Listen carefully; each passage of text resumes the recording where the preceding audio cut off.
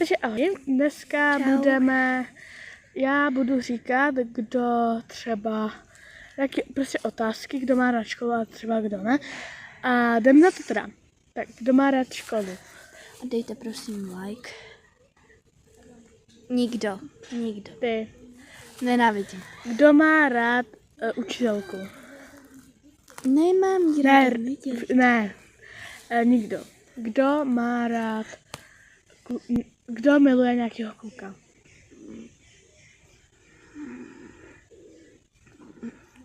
Tak jo. Kdo kdo by chtěl spát v posteli a nechodit do školy?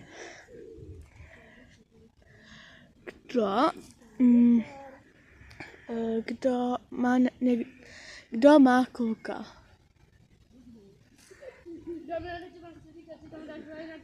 Kdo má rád babu z Teplic? Co to je? Od Tadyho. Kdo má rád Tadyho?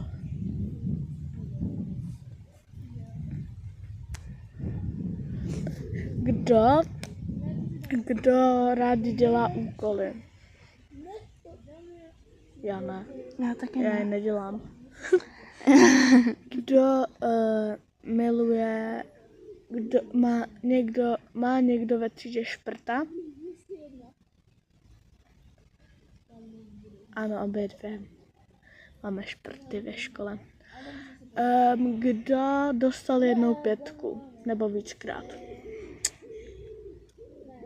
Já dostala v první třídě. Já taky, já hodně. Tak, kdo by radši zabil učitelku? A ty? Já nechci být v policii. To bych se chtěla. Kdo by chtěl mít nějakého kluka?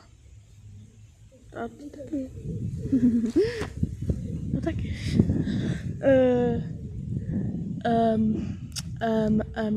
Něco teďka ty vymyslí.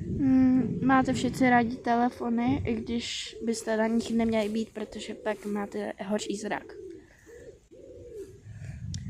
I když mám brýle, tak je mám schovaný. Tak kdo teďka? Máte brýle? A kdo má? Kdo má brýle teda? I sluneční, i nesluneční. Ona má i opravdový. Nejen slunečnici. Tak. Kdo má rád? Všechno. Všechno.